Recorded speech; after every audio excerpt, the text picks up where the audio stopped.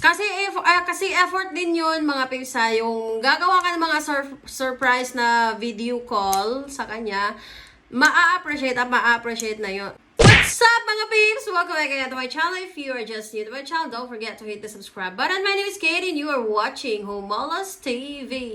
Mga ka-peeps, Homolas TV, subscribe ka na. So for today's video, mga peeps, is magbibigay ako ng 5 tips para ma-miss ka ng ka-LDR mo. So, check it out. A few moments later. Kaya nga mga peeps, mabilisang vlog lang to kasi 5 tips lang naman ang ibibigay ko para ma-miss ka ng ka-LDR mo. Actually, may ginawa na akong video nito dati. Part 2 na to, mga peeps, ha.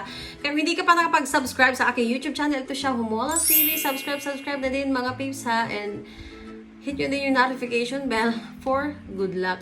Let's start na sa number 1 na dapat mong gawin para ma-miss ka ng ka-LDR mo is huwag kang mag-reply agad-agad sa kanya, mga pips. Hindi yung 1 second ago lang, naku, umikot na yung puwet mo, nag-reply ka agad sa kanya.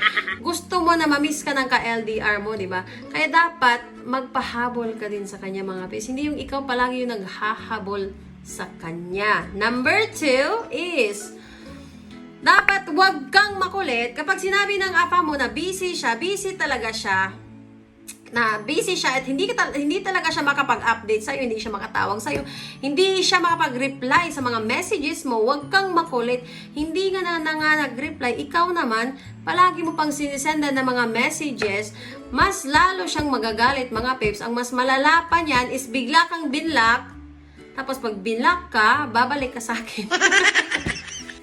Kasi ito, may mga nangyayari talagang ganito, mga peeps, ha. Hihingi ng advice sa akin kasi binlock daw sila ng afam nila. Ang tinanong ko, ano ba yung ginawa mo? Bakit ka binlock? Kasi ganito daw, inaway niya kasi hindi nakapag-update. Ay, nako. Wala akong mag-comment. Basta yun lang masasabi ko, mga peeps, ha. Dapat, wag mong kulitin kapag nanghihingi ng space. So, let him, mga peeps, ha.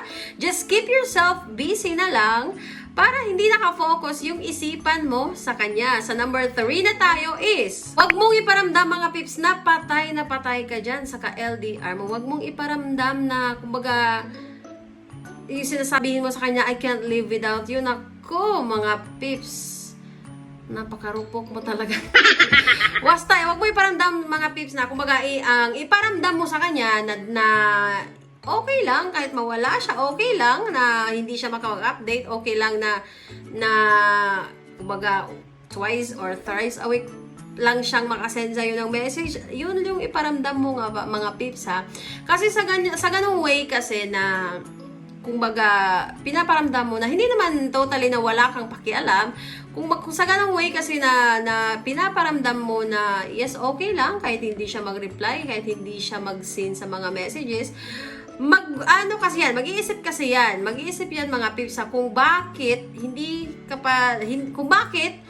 wala ka masyadong time na mag-reply sa kanya. So, sa ganung way is, nami-miss kanya. Kaya siya mismo yung kusang mag-e-effort para kontakin ka. So, let's proceed na sa number 4. Sa number 4, sinabi ko na din to dati sa mga previous na vlog ko sa YouTube channel, huwag kang palaging maging available sa kanya, mga peeps, ha.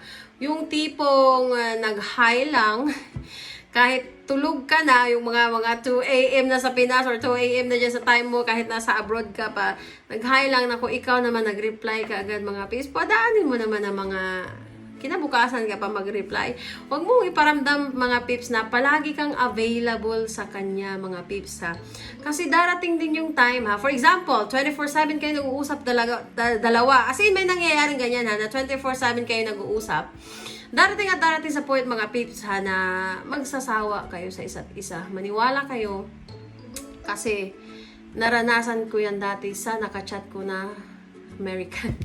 Yung tipong tulog siya tapos pinapanood ko lang siya through video.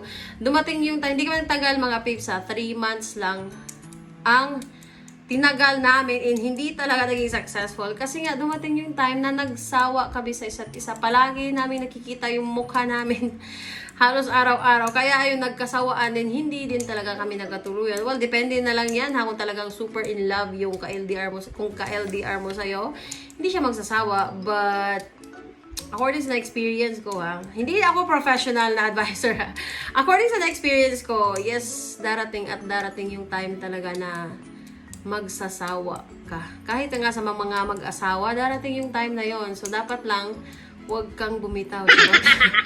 So, sa last na tayo mga pips minsan, gumawa ka din ng mga surprise na video call. Kumbaga, yes, after 1 week.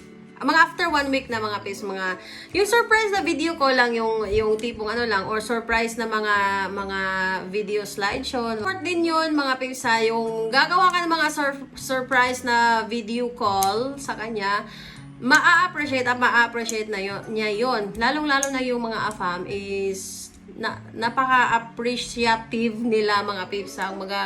Na-appreciate nila yung mga maliliit na bagay lang na gagawin mo sa kanila. Ma-appreciate at ma-appreciate nila yon. So, yan na yung vlog natin for today. I hope you give a thumbs up to this video. And don't forget to subscribe to my channel. Again, this is Kay and I'm now signing off. Walang ibang may alam kung ano ang iyong kapalaran.